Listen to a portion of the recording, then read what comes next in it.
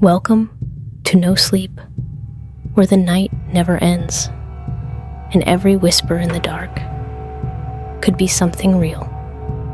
Tonight's story isn't just horror. It's a memory, a warning, a door that should have stayed closed. So turn off the lights, put on your headphones, and whatever you do, don't fall asleep. People always guessed wrong about us. At the grocery store, at the gas station, teachers' conferences, everywhere. They saw a tall kid with a clean haircut and a smile that worked on grandmothers, and a 30-something man with the posture of someone who'd never learned to stop shouldering things. And they said, "Brothers?" James liked that. He'd grin over my shoulder at strangers and say, "He wishes." Then he'd throw an arm around me like a teammate walking off a court we'd just won. It made me feel foolish and proud, like youth was contagious, and he was letting me breathe it. I had him at 15, and I've been explaining that to people ever since. You learn which parts to leave out. You trim the story so it lands softer. You say young love, and you don't say tin roof trailer or dirty spoon in the sink. You say your mother stepped in to help, and you don't say she cried when she saw the baby and swore she'd never let him go where you came from. We signed papers. We moved apartments. We learned the price of formula and the rhythm of colic. Somewhere in that blur, I became two things at once. A boy stapled into a man-suit, and a father whose only good luck was the boy he got. James made it easy. He soaked up words like a dry towel. He grew tall and fast and straight, arms like rafters, hands like open promises. He ran point on the varsity squad and came home with palms red from clapping his teammates' names. Straight A's, the counselor told me the first time we met, like it was a diagnosis. I nodded like I'd expected it. The truth is, I never expected anything. Expectation is a luxury you buy when you think the world owes you something. I was still waiting for the world to notice I existed.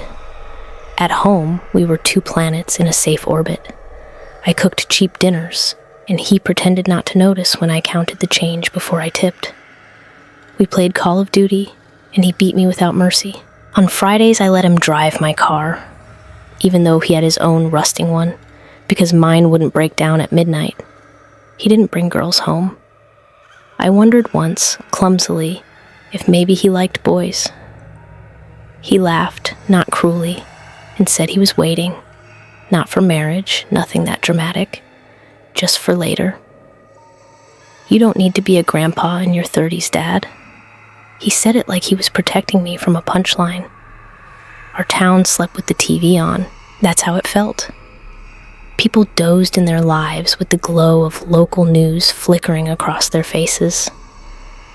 The worst thing that happened on Channel 5 was usually a traffic tie-up on the bypass or a fundraiser that exceeded expectations. The night the anchor's mouth shaped the words "missing women," I felt something slip in the room, like a belt catching a notch lower than it should. "Developing story," she said. "Police investigating possible connections." The clip rolled. Porch cameras, sun-faded photos, a panning shot of a ditch that made the ditch look guilty. 4 women then, they said. By the weekend, there would be 5. I turned off the TV and stood there in the dark, with my reflection floating in the black glass. James was out. He'd told me it was a date. He'd said it easily, like he'd been practicing the word in his mouth, and finally found it fit. I'd pressed a folded bill into his palm and said something fatherly about being smart. He promised breakfast. He always did. He always kept it. Still, my hands went cold, remembering the anchor's careful syllables. I'm not a fearful man. Fear is expensive. But there are kinds of silence you only hear when you have a child, and the house was full of it. I didn't plan the tracker. Planning would have made it a betrayal. It was a feeling, then a search, then a download, thumbprint, permission, hidden mode, and his phone was back on the kitchen charger before the microwave clock blinked to the next minute. I told myself it was a seatbelt. Good dads make sure. Good dads count the exits at the movie theater and learn which neighbors keep their porch lights steady. Good dads sleep afterward. I did not sleep. I stared at the ceiling and measured time in the blue pulse of the router. He came home with dawn behind his shoulders, the kind of gray light that forgives most things. He kissed the top of my head like I was the kid, and he was a parent coming in from a long shift. Then he slid into the Xbox controller, as if it had been warming for him all night. Pop-Tart, orange juice, Dark Souls, our religion. I didn't tap the app until the following Friday. I told myself that was proof of restraint, the way a drinker counts days like coins. He said date again, and I felt the word move like a fish in a pond. You see the ripple, not the body. This time I watched the dot on my phone crawl across the map of our town. Past the high school where the gym lights stayed bright while boys ran suicides. Past the shuttered feed store that still smelled like oats in July. Past the place where the bypass pretended to be a highway and failed.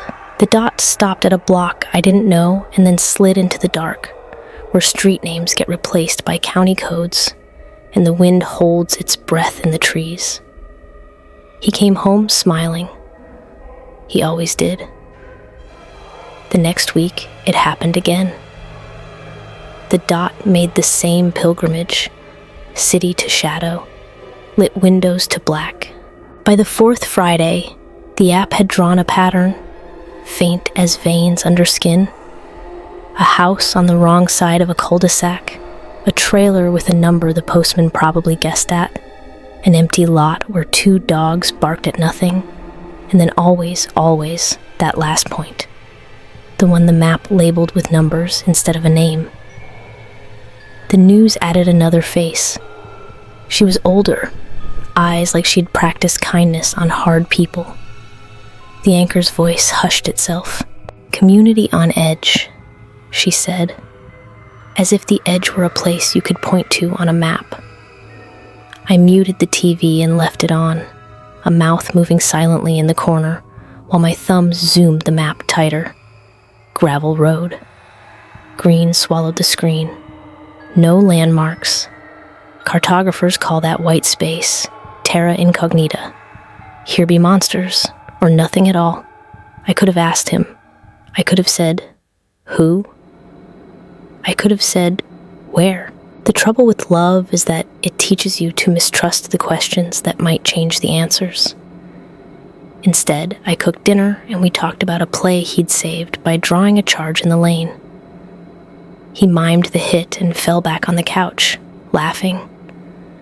For a second, I saw his front teeth, slightly uneven from the time he'd tripped chasing pigeons at the park when he was 6. I remembered the taste of blood in my mouth of that day, because I'd bit my tongue when I ran. Some pains make you feel like your body is a duplex. Hurt upstairs, panic downstairs. That's what having a child is. Later, rinsing plates, I caught our reflection again in the blank TV. His height made the ceiling look low. My shoulders looked like they'd been built to carry someone else. The news ticker stuttered silently along the bottom of the screen, like a heartbeat on a monitor they didn't want to show the family yet. I wiped my hands. I opened my phone. The dot had stopped moving. It sat on that nameless road like a thumb pressed into a bruise.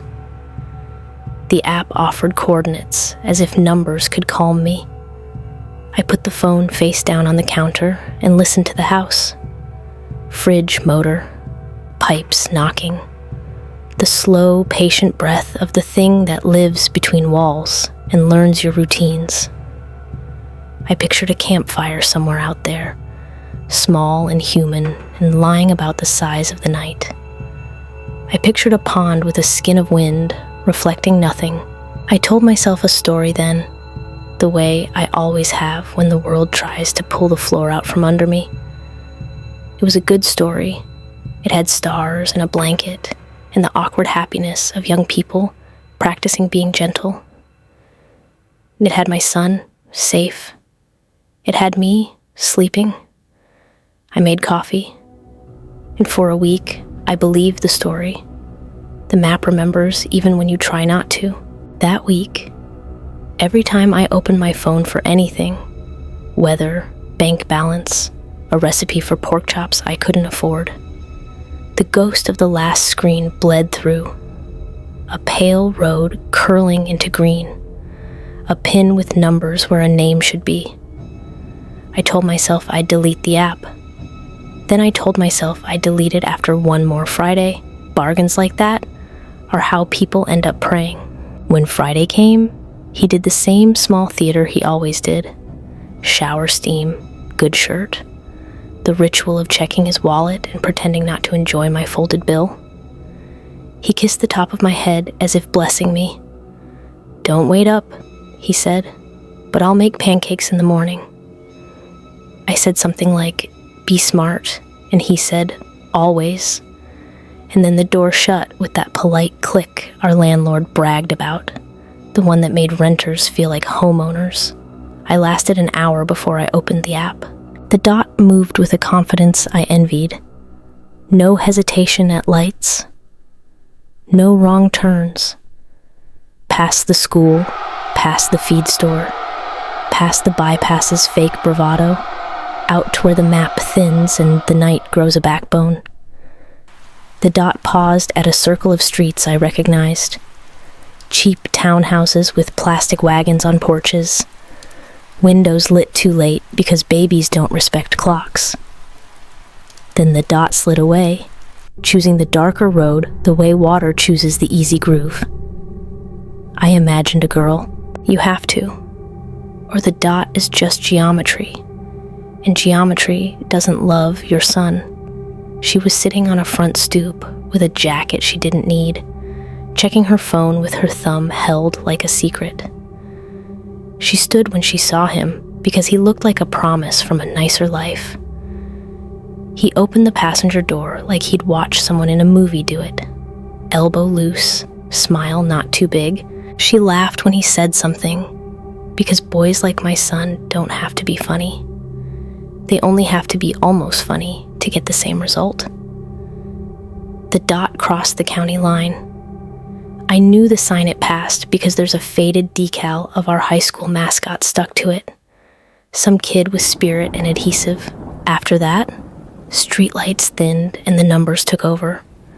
County 12 to 4, to something the app told me without apology, as if it had always been numbers everywhere and we were the ones who kept insisting on names. I put the phone down and forced myself to move, to wash a plate, to dump coffee grounds. It felt like I was trying to behave in church. The house had that particular Friday quiet, not a silence so much as a soft kneel before a weekend. I could have called someone. I could have invented a reason to ask where he was.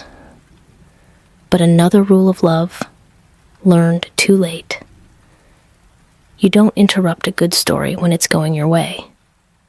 And so I let the story go my way. When I looked again, the dot had arrived. I pinched the screen wider until the pixels complained.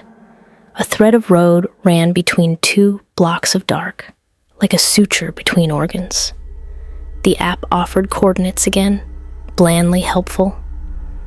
I tapped to see the route history and felt my scalp prickle.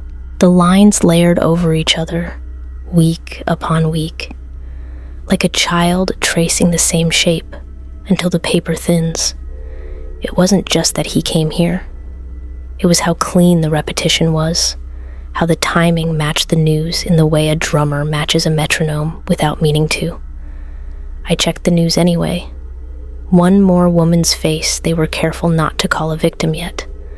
I kept the volume off, Reading captions felt like eavesdropping on a conversation that would kick me out if I made a sound.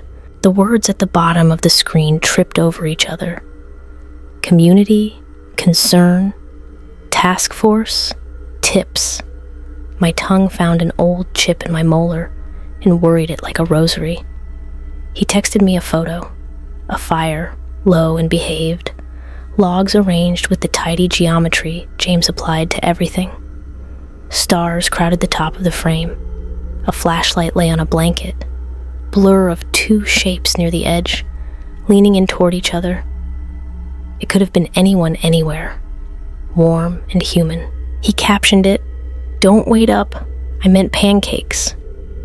And a smile I had seen him practice in a rearview mirror when he thought I wasn't looking. I typed "be smart," then deleted it. I typed "proud of you," then deleted that because it was too big for the handful of letters on a cold screen. I sent a thumbs up, the ugliest permission we've invented. I turned the phone face down again and tried to watch video clips of people making food quickly, the way you watch a friend shuffle cards. It didn't stick. The phone kept leaking its own gravity into the room. I picked it back up and did what I hadn't done before. I scrolled backward, further than last week, further than the 5 Fridays I'd let myself count. The app had been keeping a diary even when I wasn't reading it. Points, dates, times. The dotted sketch of a life. He'd been to that nameless place more than a month before the anchor's voice changed color. Earlier even, and sometimes on nights that weren't Friday, a Tuesday, a Wednesday. Once, a Sunday at 3 a.m., the screen insisting on the precision of minutes, as if precision were a moral stance. He had also stopped at addresses that meant nothing to me. Trailers with misaligned steps, houses with porches that leaned, a convenience store lot a mile off the bus road. Over and over, the pattern braided itself. Town to woman, to nowhere to home. I tried to unbraid it. He's meeting them there, I told the air. He's taking them somewhere else, safer than their places. He's volunteering? The words sounded drunk even to myself. Still, I ran the good story math. A handsome tall boy offers a ride, protects a girl from an ex, brings her to a quiet spot. They talk. He brings her home. When they later go missing, it's because the world is a liar, not because my son is. I made the mistake of tapping one address. Street view.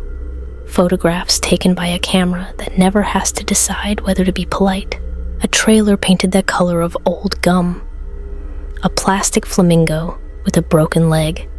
On the steps, a shadow shaped like someone had been sitting there for a very long time and only just stood. I rotated the view and saw the edge of a window where a curtain didn't close all the way. The space inside was the color of a throat. I closed the window so fast I hit the home button, like I was slapping a hand away from a hot stove. I hadn't realized I'd been holding my breath until I heard it rush out. The clock on the stove read 12:01. Pancakes at 8 meant sleep, meant my body forgetting me for a while, but the house had grown too full of that patient breath again. I went to the door and opened it, and stood there with the air sticking to my teeth. In the distance, a siren did its Doppler trick, arriving and leaving at once. Somewhere, a dog spoke to another dog about the moon, and the second dog answered like it had nothing good to say. I don't know what made me open the app instead of closing it. What made me follow the little arrow like a pilgrim, tracing a saint's finger bone with his own finger. Maybe it was the way the map's white space felt like a dare. Maybe it was the memory of my mother's face when she took the baby from the girl at the trailer and didn't look back. Maybe it was that good stories become cages if you sleep in them too long. The dot hadn't moved. It sat at the same coordinates, like a tack pinning fabric, I tapped for directions. The app offered me a route and an arrival time, as if the only obstacle between a man and the truth were distance. I put on my boots. I left a note because that's what you do when you slip out at midnight. The same sentence written on 1,000 kitchen tables in 1,000 towns. Be back soon.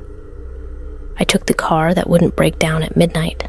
I put my phone in the cup holder where a drink should go, and I followed the arrow, and the road unspooled like a vein into the dark. For the first few miles, I kept telling myself I was going to prove something. I rehearsed the relief. A field, a pond, 2 young heads bent toward each other. The old universe-old business of pain being briefly postponed by touch. I'd cough into the dark and call his name, and he'd turn and grin and say, "Dad?"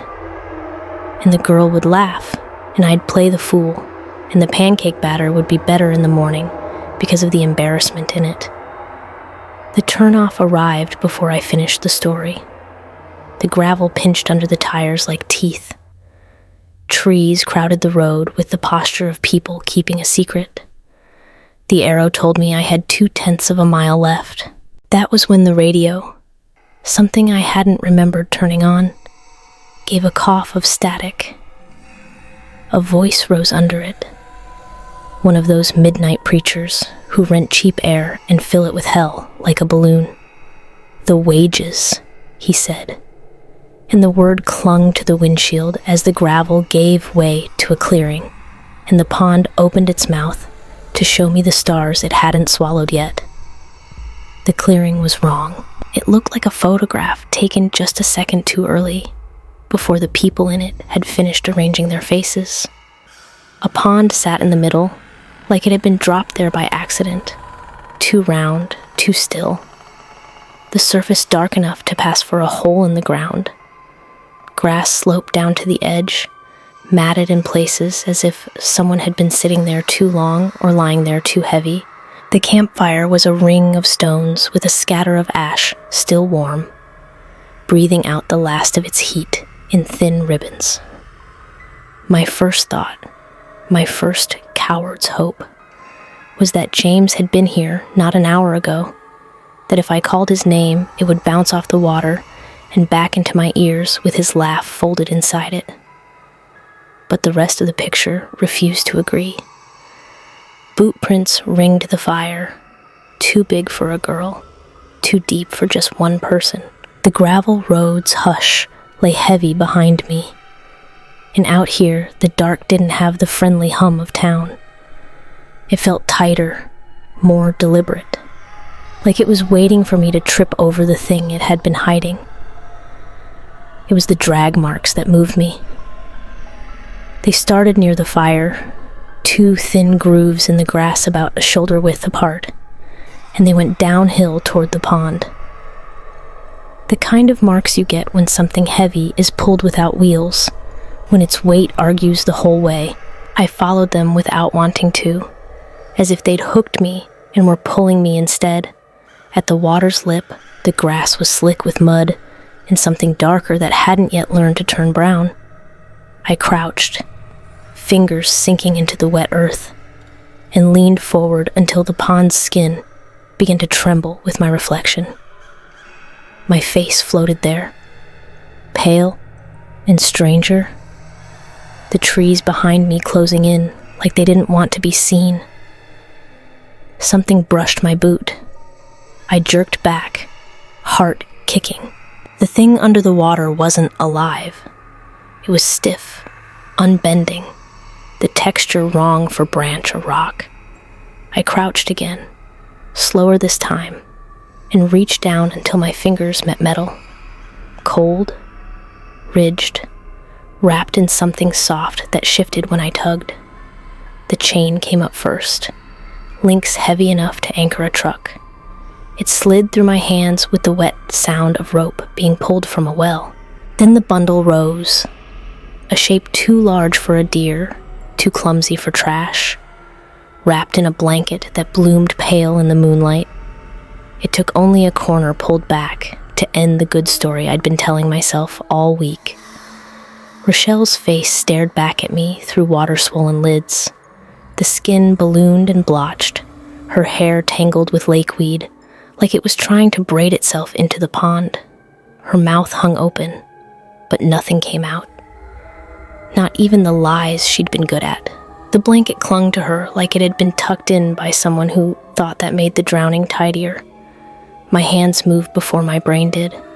I folded the fabric back over her face, easing the chain down so the water could take her again. My shoulders shook, not from cold, but from the effort of pretending my own son hadn't put her here. When she was gone, I stood with my hands dripping and the moon looking directly at me like a witness. The walk back to the car felt longer than the drive out. My boots scraped the gravel with the sound of someone shoveling dirt onto a lid. The trees leaned the same way, but felt closer now, as if they'd taken a step forward each time I glanced away. I sat in the driver's seat with the engine off, breathing hard enough to fog the glass. My heart wasn't just beating, it was trying to get out. 15 minutes passed without me touching the keys. Every time I closed my eyes, the pond opened its mouth again, showing me the bloated oval of Rochelle's face like a coin at the bottom of a fountain you wish you'd never thrown. It would have been easier if I could hate her. God knows she'd given me reasons. Track marks, lies. The day she'd left James alone in a room full of strangers who paid in cash. But hate is clean, and nothing about what I'd just seen was clean. A tap on the driver's side glass nearly stopped my heart. James's face bent into the window. The corners of his mouth lifted in that small, private smile he used when I'd been caught worrying. I opened the door and stepped out on legs that didn't believe in me anymore. He wrapped his arms around me like he was holding up a man too drunk to stand. "Whatever it is," he said against my shoulder. "It's okay, Dad. Just tell me." For a moment, God help me, I almost did. I almost handed him the truth and let him fold it into whatever other truths he'd been keeping from me. Instead, I followed him inside, the warm air smelling of Pop-Tarts and game controller plastic, and I changed into dry clothes with the hands that didn't stop shaking. The pond stayed with me, though, even sitting in my chair while James took the couch. Even with the TV muttering in the background, I could still feel the weight of that chain in my hands. Every link had a temperature, a story, a reason to sink. I knew that if I asked him the right question, the whole thing would come loose. But the right question is a dangerous tool. Once you use it, you can't put it back. So I just sat there, my eyes on the carpet, and said, "I found your mother." He didn't flinch, didn't even look surprised. Just a flat, low "oh." Like I'd told him it was supposed to rain tomorrow. I don't know what answer I'd been hoping for. Maybe some outrage, some fear. Maybe even a lie I could pretend to believe. But the stillness in his voice was the same stillness I'd heard from the pond, and that scared me more than anything. When I finally asked the question, clumsy, breaking the rule I'd made seconds ago, it came out in a whisper. "Please tell me you didn't do anything stupid, son." He turned his gaze past me, into the middle distance, and said, "Define stupid." The air in the room tilted. Somewhere far away, water moved. I felt the first ripple of something worse coming. "Define stupid." The words landed between us like a dropped knife. Edge down, quivering, I felt my mouth go dry, my pulse climbing the walls of my throat. Somewhere in the back of my mind, I wanted to stand up, to end the conversation, before it became something I couldn't walk away from. But my legs stayed where they were, heavy, as if they already knew the weight I was about to take on. "God damn it, James," I said, my voice louder than I meant. "Did you kill your mother?" He laughed. Not a burst, not a choke, just a slow, even sound, like he'd been saving it for the right moment. The bitch was dead a long time before I clocked her over the head and dragged her to my car. Every muscle in my chest seized. James leaned forward, elbows on his knees, his eyes somewhere else entirely. Any woman who'd try to sell her son for dope? She's been dead for years. I just made it official. The image came back sharp. Rochelle's bloated face in the moonlit pond, the chain biting into the blanket, the water curling around her like it was happy to have her. I'd always suspected something about that night when he was 7. I'd come home from the late shift to find him sitting on our front steps without a jacket, his hands white-knuckled around the edge of the concrete. He'd told me only that his mother didn't want him there anymore, and the rest was a blur of therapy visits and my lawyer filing for full custody. But I never asked for the uncut truth. I didn't want to know what it would do to me. Now I was getting it, whether I wanted it or not. James's voice stayed level, unflinching. She invited some guys over while I was there. Junkies. Paid her $20 a pop. And then there was one who wanted something different. I opened my mouth, but the words didn't come. My body decided it was better to stop breathing than to hear the rest. "He looked at me like he'd already bought me," James said. She laughed and told him we could work something out. That's when I learned there are some things you can't forgive, even when you're a kid. He sat back, eyes on the carpet. He didn't touch me. He drove me home instead, told me never to go back there. I guess he was my first act of luck. But something in me snapped that night. You know how people say life's precious? No, it's cheap. It's easier to take than keep. The room seemed smaller, pressing in from every wall. James lifted his head, and there was a new light in his eyes. Not joy, not even pride, but clarity. Of course I killed her. She deserved it 6 times over. But she wasn't the first. My hands gripped the arms of my chair until they hurt. "What do you mean, not the first?" He smiled without showing teeth. 15, maybe more. I don't keep exact count. It's not about numbers.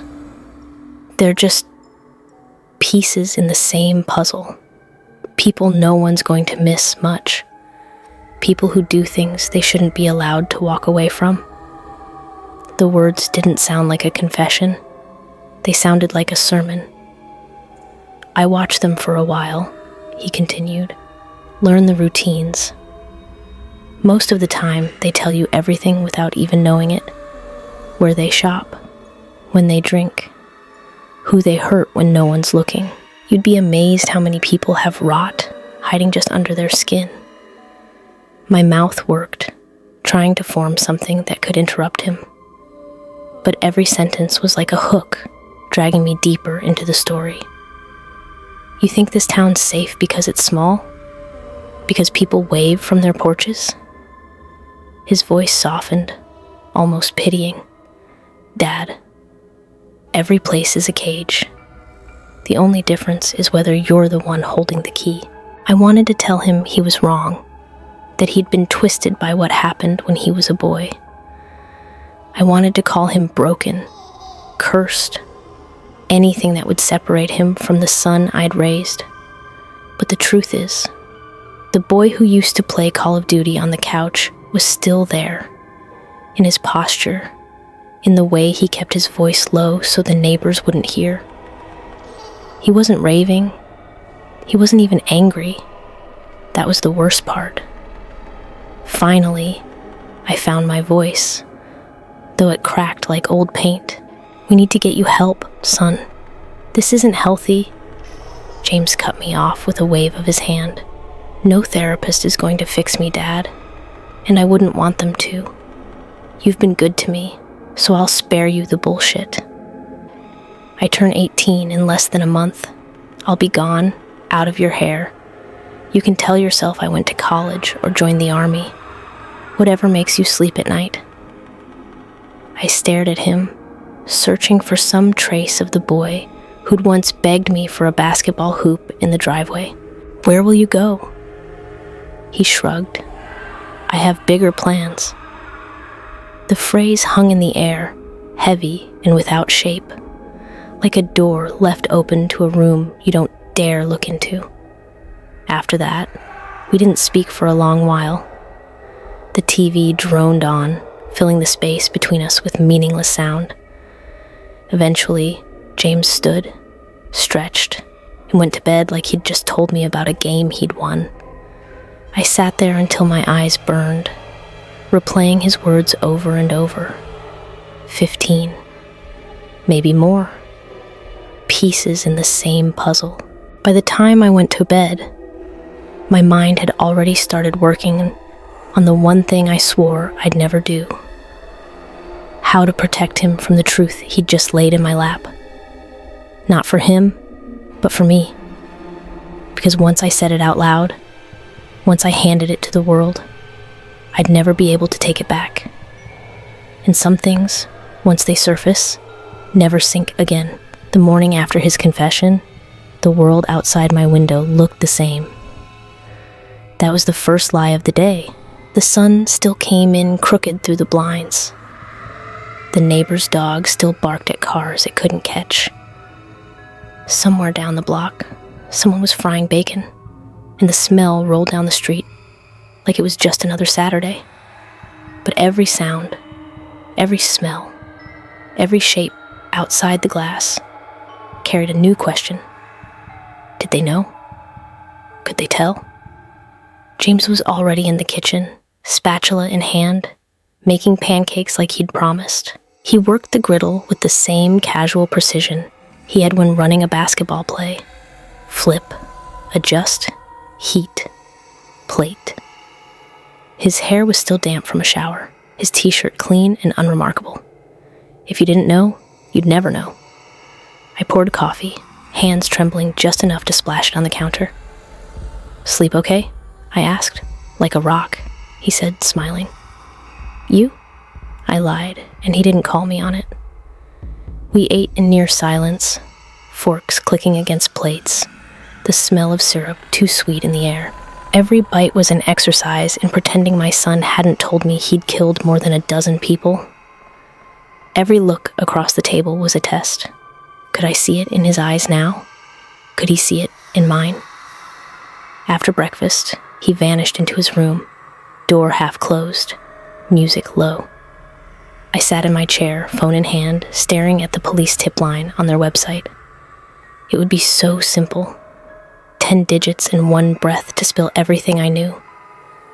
But my thumb never touched the screen, because calling them would mean saying the words.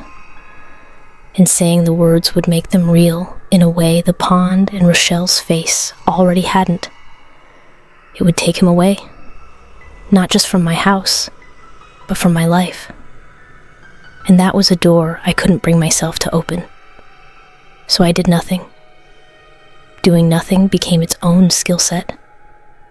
I stopped watching the news live, catching only the headlines in my feed where I could scroll past them fast enough to pretend I hadn't seen. I stopped answering the phone if I didn't recognize the number. At work, I kept my head down, took extra shifts, and avoided lunchrooms where small talk might slip into. "Did you hear about?" But the silences at home were different. They weren't peaceful anymore. They had weight, shape, presence. Sitting in the living room with James felt like sitting across from someone reading a book you couldn't see. Every now and then, he'd glance up, like he knew I was wondering which page he was on. One night, about a week after his confession, he came home later than usual. I'd been pacing the living room, the phone open to the tracker app like an involuntary tick. The dot had made its familiar pilgrimage, out of town, into the dark, to the pond. But this time it had lingered on a different coordinate first, an address I didn't know in a part of town I avoided. When he walked in, his shirt was damp at the collar, his shoes muddy. "Good night?" I asked, my voice coming out too thin. "Great," he said, tossing his keys on the counter. "You should get some sleep, Dad. You look tired." I nodded, but my eyes stayed on the shoes. Mud clung to the soles in a way that wasn't just dirt. It was darker, thicker, the kind of mud you find in places where water sits too long without moving. I told myself it could have been anywhere. I told myself a lot of things. That was the second skill I learned. Crafting plausible lies for myself. Not for other people. No one else asked. But for me, every morning, like vitamins. He's just a kid. He's not hurting the good ones. Maybe they deserved it. Maybe he's done now. But I started noticing the changes. A duffel bag by his bedroom door that I never saw him pack or unpack. Gas receipts left crumpled in the cup holder for towns an hour away. The way his eyes would drift to the window when sirens passed, as if he were checking the timing. I even caught myself covering for him without thinking. One afternoon, a man in a polo shirt and badge lanyard knocked on the door, asking if I'd seen a young woman from down the block. "She's been missing a few days," he said, showing me her picture on his phone. She had the kind of smile people practice for school photos. Open, hopeful. I shook my head, told him I didn't recognize her. It wasn't entirely a lie. I didn't know her name, but I'd seen her face before, on my son's phone, lit by the glow of a campfire. That night, James came home humming to himself, an old rock song I hadn't heard since high school. He grabbed a soda from the fridge and asked if there was any leftover lasagna. I nodded, and the moment passed like nothing had happened. That was the third skill, learning when not to ask. The days between his 17th birthday and his 18th blurred together into a strange half-life. I went to work, came home, and measured my existence in the sound of his footsteps moving around the house. I didn't ask where he was going, and he didn't volunteer. The air between us was a truce, signed in invisible ink. At night, when the house was quiet, I'd pour a drink and stand at the kitchen window, looking out into the dark, as if it might answer for him. Some nights, I caught myself imagining him older, suit and tie, clean-shaven, maybe even smiling in some office somewhere. Other nights, I saw his face in a lineup photo, the headline above it, a thing I couldn't bring myself to read. The silence taught me one last thing. Once you decide not to speak, the words don't just disappear, they rot. And when they rot, they fill every room with a smell you can't name but can't escape. His 18th birthday was coming, and I knew, somehow, that when it arrived, the smell was going to follow him out of the door. James turned 18 on a Tuesday. No party, no cake, no big dinner. Just the two of us at the kitchen table with a frozen pizza between us, and the quiet knowledge that something was ending. He didn't mention his birthday once all evening, but the air had a strange weight, like the last night before a storm. At one point, I caught him studying me over the steam rising from his slice. Not suspicious, not hostile, just looking, like he was trying to memorize my face. Then he smiled, and it was gone. That night, I stayed up later than usual, half watching TV, half listening for the sound of his door. Sometime after midnight, I heard it open. Footsteps. The soft zip of a duffel bag being closed. No creak of hesitation. When I looked out the window, he was already halfway down the driveway, the bag slung over his shoulder, moving with a purpose that made my chest tighten. He didn't look back. By morning, his room was stripped bare. No clothes in the closet, no phone charger by the bed, not even the old trophies from middle school basketball. Just a bed frame and carpet that smelled faintly of detergent. The tracker app didn't help. His phone was gone too. I told myself he'd be back. Maybe for laundry, maybe for a meal, maybe just to prove he could leave and return on his own terms. But as the days passed, that story stopped fitting. 3 days later, the police came. Not for me, not yet, but for the pond. I woke to the sound of tires crunching gravel. 2 black SUVs parked at the edge of the clearing I could see through the trees behind our duplex. I stepped onto the porch and felt my stomach knot when I saw the yellow tape unfurling. The shapes of men and women in waders moving along the bank. The news confirmed it before noon. A search and recovery operation. Anonymous tip. Multiple remains suspected. I told myself not to watch, but I did anyway. Volume low. Curtains half drawn like a man afraid the TV could look back at him. Helicopter footage showed the pond as a perfect black coin in a green palm, the water rippling under the slow drag of ropes. Then came the first bag, thick, shiny, lifted on a stretcher and rolled toward a van, with the speed of people who've seen too much of this before. The reporter didn't give numbers yet, just phrases. Several bodies, condition consistent with extended submersion. Ongoing investigation. One of the faces they put on screen was Rochelle's old mugshot. Another was the girl from the neighbor's phone. A third I recognized without knowing her name. Campfire glow. Her head bent toward James's, both smiling. I turned the TV off before the next picture. That night, I didn't drink. Drinking would have been too easy, too soft. I sat at the kitchen table with my phone on the wood. The police tip line number still saved there like a loaded gun. Every time I picked it up, I imagined James.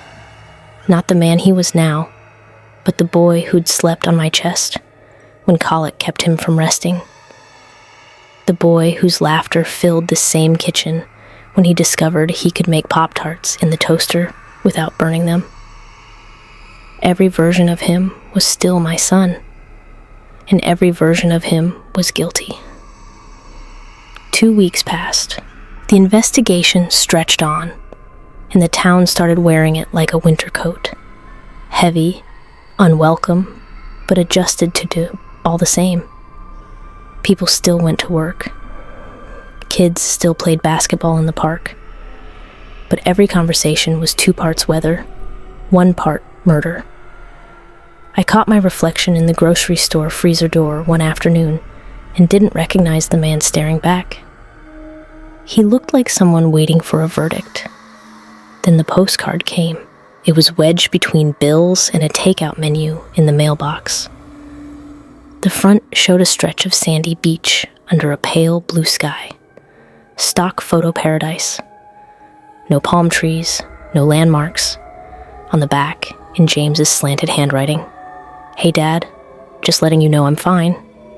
No return address, no date, no explanation. Just those words, like they were enough to erase the pond and the chains and the smell of algae clinging to the dead. I set it on the kitchen table and stared at it until the afternoon light moved across it and into shadow. Part of me wanted to take it straight to the police. Not because it would help them, it probably wouldn't, but because it would feel like setting down something I'd been carrying too long. Another part of me, the part that still answered to Dad, wanted to frame it, to keep it as proof that somewhere in the world, he was still breathing. In the end, I did neither. I left it by the door, where it gathered dust. The silence after that was worse than before. Not the tense, waiting silence from when James was still under my roof. This was the silence of absence. the kind that fills a space with everything that's missing. And every so often, when the wind shifts just right at night, I swear I can smell pond water. Some mornings, I wake before the alarm and just lie there, staring at the ceiling, letting the quiet crawl over me. It's not peace. It's weight. The postcard still sits by the door, warped now from a splash of rain the last time I left it open too long. Every time I step past it, I feel the same little pull, like gravity, like the way you can't stop touching a loose tooth with your tongue. I tell myself I'm not waiting for another one, but I am. The police haven't been back. If they have questions, they're saving them for later, or maybe they've moved on to easier cases. Ones with suspects they can actually get their hands on. The pond gave them bodies, but not the one they needed most. I imagine them standing over the water, knowing the killer's name without the evidence to nail it down. Sometimes, late at night, I imagine them knocking. I picture the moment my mouth opens, and every word I've swallowed these past weeks comes up at once, jagged and hot, cutting me on the way out. But in the fantasy, I also picture James, wherever he is, hearing about it. I picture him in handcuffs. I picture his eyes when they look for me in the crowd and don't find me. I'm not sure which picture I'm supposed to live with. There's a certain hunger that comes with silence. It gnaws at you in small bites at first. Missed chances to speak, the weight of an unsent message, the memory of a look you could have questioned but didn't. Over time, it gets sharper. It stops nibbling and starts tearing pieces out of you. I feel it most when I see men of his age, at the gas station, at the grocery store, walking in pairs toward the basketball court down the street. I catch myself scanning their hands for dirt, their shoes for mud, their faces for something I can't name but know when I see it. I wonder how many of them have secrets no one wants to believe. I think about the women too. Not their deaths, not exactly. More the moments before, the trust, the decision to get in a car, the last words they might have spoken. Did they feel it? That shift in the air when you realize you're not where you should be? Did they see it in his eyes? James had always been good at making people comfortable, even me, especially me. I drink more now. Not to forget. Forgetting isn't possible, but to smooth the edges of the hunger, to make it quieter for a few hours. The bottles collect in the recycling bin out back, and I crush them so they don't rattle when I take the bag to the curb. Sometimes I drive, not anywhere in particular, just out of town, past the fields, into the stretches of road where you can go 10 minutes without seeing another car. I found myself slowing near the pond more than once. They've taken down the tape, but the grass is still flattened where the tent stood, and the water looks darker now, as if it's keeping its own counsel. I've stood there, hands in my pockets, thinking about how easy it would be to leave something behind for the police, something they could use to find him. An old photo, one of his shirts, a scrap of handwriting. I imagine placing it on the ground and walking away, never looking back. But I don't. Because the hunger isn't just for justice. It's for him. For the version of my son that still exists somewhere between memory and wishful thinking. The boy who begged me to let him shoot hoops after dark. The boy who could beat me at Call of Duty without ever making me feel like losing. I can't give that boy up, even if the man he became deserves it. So I make deals with myself. I tell myself that if I ever see another missing face on the news, I'll call. If I hear he's hurt someone new, I'll tell them everything. But for now, just for now, I let the hunger eat me instead of feeding it his name. The guilt grows heavier every day. It's in my shoulders, my back, the way I sleep curled like I'm holding something fragile. Sometimes I dream of Rochelle, her hair drifting in the water, her eyes open and patient, as if she's waiting for me to do the thing I keep refusing to do. And sometimes I dream of James. Not the man he is now, but the boy. We're back in our old apartment, the one bedroom I rented when he was 8. He's on the couch, legs too long for it already, laughing at something I said. Outside, the world is small and safe. In the dream, it always will be. I wake from those dreams with tears on my face and the taste of pond water in my mouth. I don't know where he is. I don't want to know. But I think about him every day. I think about whether he's still killing, whether he's careful, whether anyone has gotten close enough to see what I saw in my living room that night. The postcard's still by the door. I could throw it away, but I don't. It's proof in its own twisted way that he's still out there. Proof that my silence matters to him. Proof that, for now, he still sees me as his father, and not just another loose end. I tell myself that's enough. It isn't. But it's all I have. And when the hunger wakes me in the middle of the night, I sit at the kitchen table, stare at that postcard, and try to imagine a world where I'm brave enough to make the call. Some nights, I almost do, but the phone always stays on the table, and the pond stays full.